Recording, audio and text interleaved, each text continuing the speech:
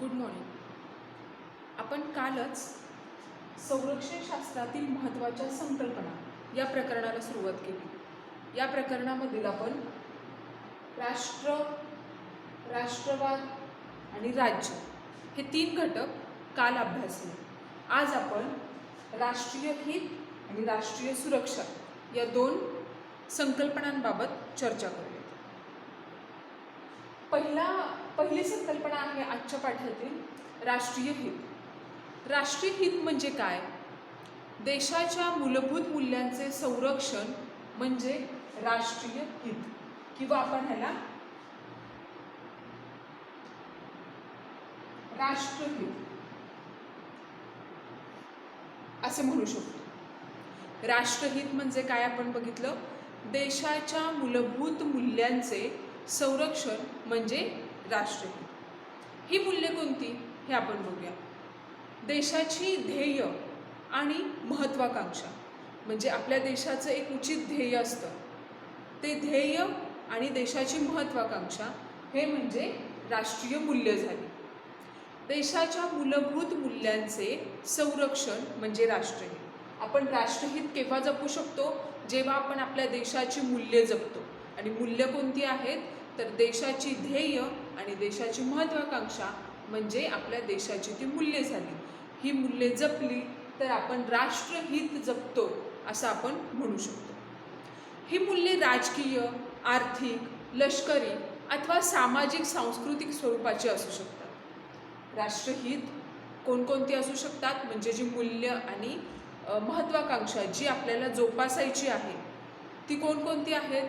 तर राजकीय, आर्थिक, लष्करी, सामाजिक किंवा सांस्कृतिक अशा स्वरूपाचे असू शकतात. देशवासियांना त्यांच्या देशाच्या मूल्यांचे संवर्धन करायचे असते, ती जतन करायची असतात आणि त्यासाठी राष्ट्रवादातून त्यांना प्रेरणा मिळत असते. म्हणजे देशवासीय ज्या राष्ट्रामध्ये राहतात त्या राष्ट्राच्या हितासाठी ते त्या मूल्यांचं संवर्धन करतात, त्याचं जतन करतात आणि त्यापासूनच त्यांना आपल्या राष्ट्राबद्दलची म्हणजे राष्ट्रवादासाठीची प्रेरणा जागृत होते. अशा मूलभूत मूल्यांची जपणूक करणे हा राष्ट्रहिताचा आत्मा समजला जातो. आपल्याला हा प्रश्न येऊ शकतो की मूलभूत मूल्यांची जपणूक करणे हा राष्ट्रहिताचा आत्मा आहे. आपण जे राष्ट्रहित जोपासतो त्या राष्ट्रहिताचा आत्मा कोणता? तर मूलभूत मूल्यांची जपणूक करणे हा राष्ट्रहिताचा आत्मा आहे. भारताची राज्यघटना जर आपण बघितली, तिचा सरनामा भारताच्या मूलभूत मूल्यांची ओळख करून देतो.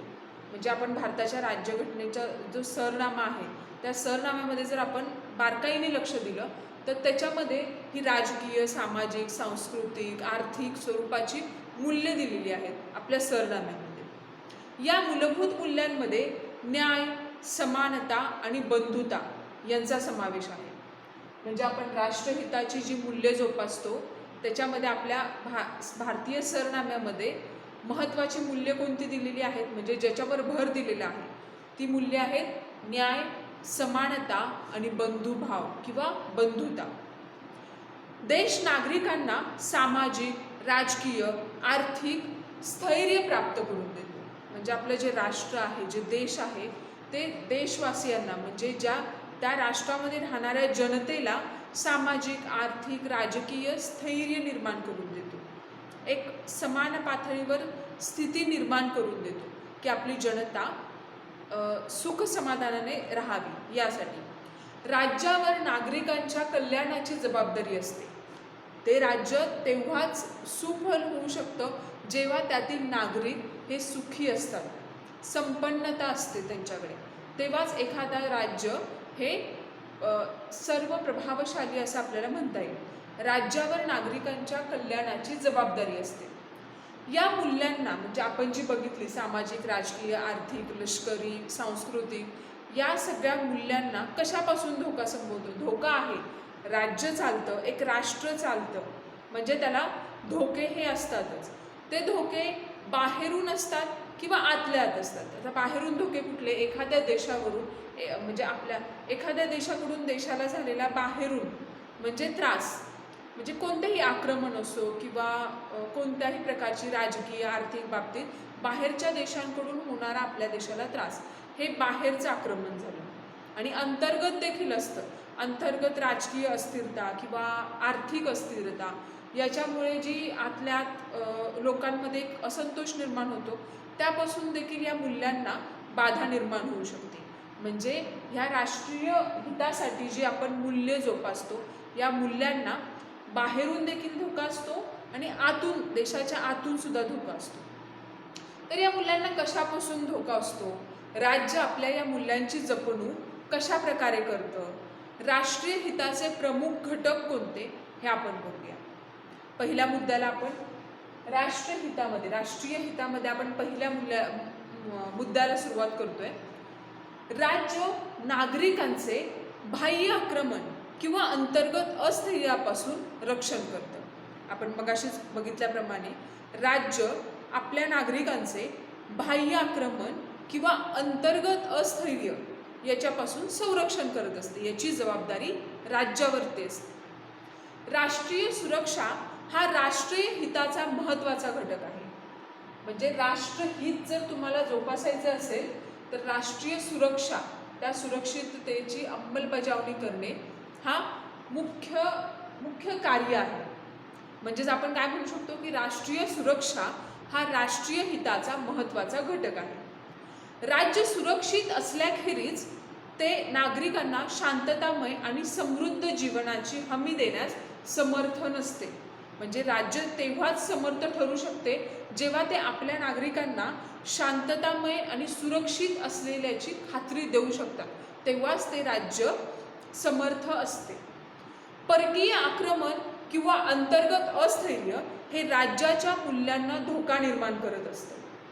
परकीय आक्रमण आणि अंतर्गत अस्थैर्य किंवा असंतोष हे आपल्या म्हणजे राज्याच्या मूल्यांना धोका निर्माण करू शकत असतं. भारताची पाकिस्तान आणि चीन बरोबर यापूर्वी युद्ध झालेले आपण ऐकतो. या युद्धांनी भारताच्या राष्ट्रीय हितास बाहेरून धोका निर्माण केलेला होता. याशिवाय संसदेवरील हल्ला, मुंबई हल्ला यासारखे दहशतवादी हल्ले देशहिताला घातक असतात. आपण जे बघितलं की संसदेवरती हल्ला होतो किंवा मुंबईत झालेला बॉम्बस्फोट असू दे, हे राष्ट्रहितासाठी घातक ठरणारे घटक आहेत. नागरिक जेव्हा त्यांच्या मागण्यांसाठी हिंसक मार्ग अवलंबतात तेव्हा अंतर्गत अस्थिरता निर्माण होते. म्हणजे आपण दोन प्रकारचं बघितलं की राज्याला दोन्ही प्रकारांनी धोका असू शकतो, एक बाहेरून आणि एक अंतर्गत. तर बाहेरून हे परकीय देशांकडून असू शकतं आणि अंतर्गत नागरिकांमध्ये एखाद्या मागणीबद्दल किंवा त्यांच्या कोणत्याही एखाद्या ठरावाबद्दल जर ते पूर्ण होत नसेल तर त्यांची अंतर्गत अराजकता माजते, तेव्हा ते हिंसक मार्गाचा अवलंब करतात आणि आतून आपल्या राष्ट्रहिताला धोका निर्माण होण्यास सुरुवात होते. यामध्ये काय काय करतात अंतर्गत याच्यामध्ये? दंगल करतात, जाहीर निदर्शनं, उपोषण, दहशतवादी कारवाया किंवा विघातक किंवा हिंसक घटना. म्हणजे आपण बघतो की एखाद्या ठिकाणी एखादी मागणी जर पूर्ण करून घ्यायची असेल तर दंगल करणं, बसची जाळपोळ करणं किंवा उपोषणा म्हणजे कार्यालये असतात त्या कार्यालयांबाहेर उपोषणासाठी बसणं, हे राष्ट्रहितासाठी त्या मूल्यांना बाधा आणणारे हे घटक असतात. त्या देशाच्या आर्थिक, राजकीय आणि सामाजिक स्थैर्याला धोका निर्माण करत असतात. हे झाली राष्ट्रहिताची महत्त्वाचे घटक. म्हणजे काय की राज्य नागरिकांचे बाहेरील आणि अंतर्गत अशा दोन्ही धोक्यापासून नागरिकांचे संरक्षण करत असतं. हे प्रथम राष्ट्रहिताचं मूल्य आहे. राज्याने नागरिकांच्या व्यक्तिगत आणि राष्ट्रीय स्वातंत्र्याचे रक्षण केले पाहिजे. आपण दुसरा घटक बघतोय आता. पहिला घटक बघितला राष्ट्रहितामधील, पहिला घटक बघितला राज्य नागरिकांचे बाह्य आक्रमण किंवा अंतर्गत अस्थैर्यापासून रक्षण करते. आता दुसरा घटक, राज्याने नागरिकांच्या व्यक्तिगत आणि राष्ट्रीय स्वातंत्र्याचे रक्षण केले पाहिजे. म्हणजे राज्य हे व्यक्तीच्या प्रत्येक त्या राष्ट्रामध्ये राहणाऱ्या प्रत्येक व्यक्तीचे व्यक्तिगत आणि राष्ट्रीय स्वातंत्र्य जतन केले पाहिजे, हे राज्याचे दुसरे कर्तव्य आहे. संघर्ष आणि युद्धामुळे स्वातंत्र्य संपुष्टात येण्याचा धोका निर्माण होतो आणि म्हणून राज्य अंतर्गत आणि आंतरराष्ट्रीय पातळीवर शांतता प्रस्थापित करण्यासाठी प्रयत्नशील असतं. म्हणजे व्यक्तिगत आणि राष्ट्रीय स्वातंत्र्य जपून राहावे किंवा त्याचे रक्षण व्हावे म्हणून राज्य काय करतं, तर राज्य अंतर्गत किंवा आंतरराष्ट्रीय पातळीवरील शांतता प्रस्थापित करण्यासाठी सदैव प्रयत्नशील राहतं. आपण तिसरा घटक बघतोय राष्ट्रहितामधला आता. राज्य शांतता आणि स्थैर्य राखण्यासाठी आंतरराष्ट्रीय सुव्यवस्था राखण्याचा प्रयत्न करतं. म्हणजे राज्य शांत आणि स्थैर्य राहण्यासाठी आंतरराष्ट्रीय सुव्यवस्था राखण्याचा प्रयत्न करतो. केवळ शांतता आणि स्थैर्य राखल्यानेच देश आपला विकास करू शकतोच असं नाही. प्रादेशिक आणि आंतरराष्ट्रीय संघटना हे त्याचे माध्यम होऊ शकतात. म्हणजे प्रादेशिक आणि आंतरराष्ट्रीय ज्या काही संघटना असतात त्या प्रत्येक राष्ट्राचं हित किंवा त्या राष्ट्राच्या हितासाठीची मूल्य जपण्याचा प्रयत्न करत असतं आणि सुव्यवस्था राखण्याचा प्रयत्न करत असतं. या संघटना देशांच्या परस्पर संवादासाठी म्हणजे परस्पर संवाद करून जे काही आहे त्यातून वाटाघाटी आहेत त्यावरती प्रश्न मांडून त्याच्यावरती एक मध्य काढण्याचा प्रयत्न करत असतं आणि व्यासपीठ उपलब्ध करून देतं. म्हणजे राज्य, आपण तिसरा घटक बघितला की राज्य शांतता आणि स्थैर्य राखण्यासाठी आंतरराष्ट्रीय सुव्यवस्था राखण्याचा प्रयत्न करतं. यासाठी प्रादेशिक किंवा आंतरराष्ट्रीय संघटना निर्माण करून त्याद्वारे या वाटाघाटी मिटवल्या जातात आणि सुसंवाद घडवून आणून त्याचं म्हणजे हे संघटनांमार्फत व्यासपीठ तयार करून सुव्यवस्था राखण्याचा प्रयत्न करतो. आपण राष्ट्रहिताचा आता चौथा घटक बघूया. राज्य न्याय या मूल्याचं कायम रक्षण करतं. राज्य न्याय या मूल्याचं कायम रक्षण करतं. न्याय या मूल्याचे रक्षण हे विशेषतः मानवी हक्कांच्या संदर्भात केलं जातं.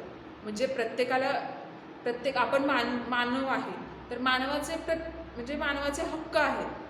त्या हक्कांची पायमल्ली होऊ नये म्हणजे ते हक्क आपल्याला जसे आहेत तसे मिळावेत यासाठी न्याय हा घटक किंवा न्याय हे मूल्य जपलं जातं आणि याची जबाबदारी राज्य घेतं.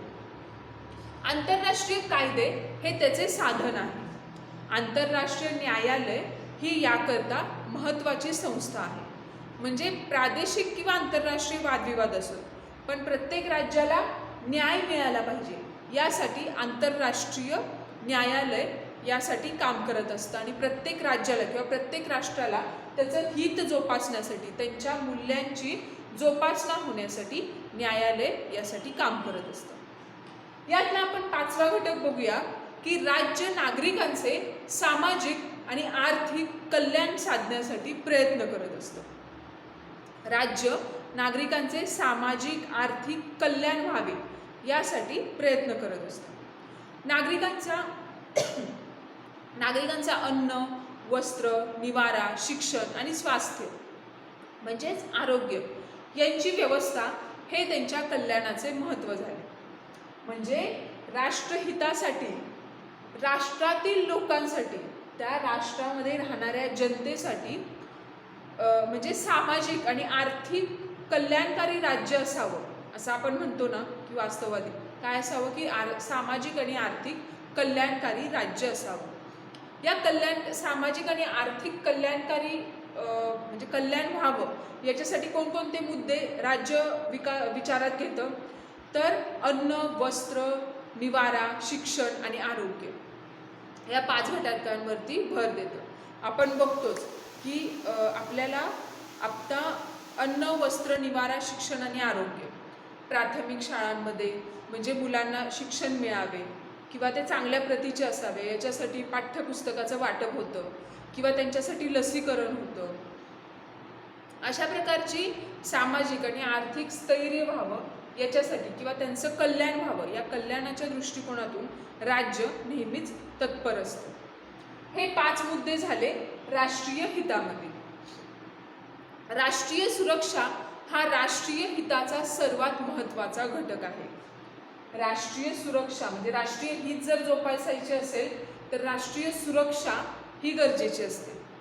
राष्ट्रीय सुरक्षा म्हणजे केवळ परकीय आक्रमणांपासून संरक्षण नव्हे, तर देशाचे राजकीय, आर्थिक आणि सामाजिक, सांस्कृतिक हा त्याचाच भाग आहे. राष्ट्र सुरक्षित असेल तरच ते नागरिकांना शांततामय आणि समृद्ध जीवनाची हमी देऊ शकतात. म्हणजे आपण या घटकाला आता सुरुवात करतोय, राष्ट्रीय सुरक्षा. तर राष्ट्र जर सुरक्षित असेल तरच ते नागरिकांना शांततामय आणि समृद्ध जीवनाची हमी देऊ शकतात. म्हणूनच राष्ट्रामध्ये सुरक्षा असणे महत्त्वाचे आहे. त्यामुळे आपण ह्या पाचव्या संकल्पनेला, ही संकल्पना झाली, या पाचव्या संकल्पनेला सुरुवात करतोय, राष्ट्रीय सुरक्षा. तर राष्ट्रीय सुरक्षा म्हणजे काय? तर राष्ट्रीय हित या संकल्पनेमध्येच राष्ट्रीय सुरक्षेचे मूळ आहे. भारताच्या सुरक्षा धोरणामध्ये देशाचा भूखंड, देशाचे सार्वभौमत्व आणि देशाचे स्वातंत्र्य याचे रक्षण हे पायाभूत घटक आहेत. म्हणजे राष्ट्रीय सुरक्षेमध्ये, म्हणजे राष्ट्रीय सुरक्षा या धोरणामध्ये कोणकोणते घटक महत्त्वाचे आहेत? तर राष्ट्राचा भूखंड, राष्ट्राचे सार्वभौमत्व आणि राष्ट्राचे स्वातंत्र्य हे घटक राष्ट्रीय सुरक्षेसाठी महत्त्वाचे आहेत. राज्याचे बाह्य आक्रमणांपासून रक्षण करणे हा राष्ट्रीय सुरक्षेचा पारंपरिक अर्थ मानला जातो. म्हणजे राष्ट्रीय सुरक्षेचा म्हणजे अर्थ, पहिला पारंपरिक अर्थ काय मानला जातो? की राष्ट्राचे बाहेरील आक्रमणांपासून रक्षण करणे. पण बाहेरील आक्रमण हे फक्त राष्ट्रीय सुरक्षेला घातक ठरू शकतात का? तर नाही. अंतर्गत अस्थिरता हे सुद्धा राष्ट्रीय सुरक्षा, म्हणजे अंतर्गत अस्थिरता सुद्धा राष्ट्रीय सुरक्षेला धोका निर्माण करू शकतं. म्हणजे हा पारंपरिक म्हणजे अर्थ झाला की बाह्य आक्रमणांपासून रक्षण करणं म्हणजे राष्ट्रीय सुरक्षितता. पण राष्ट्रीय सुरक्षितता म्हणजे बाहेरील परकीय आक्रमणांपासून पण संरक्षण करणे आणि अंतर्गत शांतता किंवा सुव्यवस्था सुद्धा टिकवून ठेवणे म्हणजेच राष्ट्रीय सुरक्षा आपण नवीन आधुनिक अर्थाने आपण म्हणू शकतो. लष्करी सामर्थ्य हा याचा एक महत्त्वाचा पैलू आहे. आपलं भारताचं लष्कर आपण बघतो, नौसेना, भूसेना, नौदल, भूदल आणि राष्ट्रीय सुरक्षा याच्यामध्ये आपलं लष्करी सामर्थ्य महत्त्वाचं असतं. नौदल, भूदल, वायुदल हे याचे उदाहरण झाले. लष्करी सामर्थ्य हा त्याचा एक पैलू आहे, परंतु तो एकमेव नाही. म्हणजे आपल्याकडे लष्कर आहे, आर्मी आहे, एअरफोर्स आहे, नेव्ही आहे, पण हे फक्त पुरेसं आहे का? नाही. तर देशाला सर्वतोपरी सुरक्षित ठेवण्यासाठी भिन्न प्रकारची सुरक्षा गरजेची असते. लष्करी सुरक्षेबरोबरच राजनैतिक किंवा राजकारण, समाज, पर्यावरण, ऊर्जा आणि नैसर्गिक संसाधने, अर्थव्यवस्था आणि मानवी संसाधने हे राष्ट्रीय सुरक्षेच्या संदर्भात महत्त्वाचे पैलू आहेत. म्हणजे आपण बघतो की लष्करी सुरक्षेबरोबरच राजनैतिक किंवा राजकारण, समाज, पर्यावरण, ऊर्जा, नैसर्गिक संसाधने, अर्थव्यवस्था आणि मानवी संसाधन हे राष्ट्रीय सुरक्षेच्या संदर्भात महत्त्वाचे पैलू आहेत. देशामध्ये शांतता आणि नागरिकांच्या व्यक्तिगत, सामाजिक आणि राजकीय जीवनात सौख्य व सलोखा निर्माण करणे आणि सुशासन उपलब्ध करून देणे हे राष्ट्रबांधणीसाठी हातभार लावणारे घटक आहेत. देशामध्ये शांतता आणि सुव्यवस्था नागरिकांसाठी व्यक्तिगत, सामाजिक किंवा राजकीय पातळीवरती सौख्य आणि सलोखा निर्माण करणे, त्यांच्यासाठी सुशासन उपलब्ध करून देणे म्हणजेच राष्ट्रबांधणीसाठी हातभार लावणे हे राष्ट्रीय सुरक्षेचे महत्त्वाचे उद्दिष्ट आहे. म्हणजे राज्यामध्ये राहणारे लोक शांती आणि समाधानाने राहावेत, त्यांच्या राजकीय, आर्थिक, सामाजिक कोणत्याही व्यक्तिगत घटकाला बाधा येऊ नये, त्याचे रक्षण व्हावे आणि सलोखा, राज्यांतर्गत सलोखा निर्माण व्हावा व सुशासन चालावे हे राष्ट्रीय सुरक्षेचे मुख्य उद्दिष्ट आहे. राष्ट्राचे अस्तित्व अबाधित राखण्यासाठी राष्ट्रीय ऐक्य महत्त्वाचे असते. म्हणजे राष्ट्राचे अस्तित्व हे टिकवून ठेवण्यासाठी राष्ट्राचे अस्तित्व टिकवून ठेवण्यासाठी राष्ट्रीय ऐक्य हे महत्त्वाचे असते. देशाची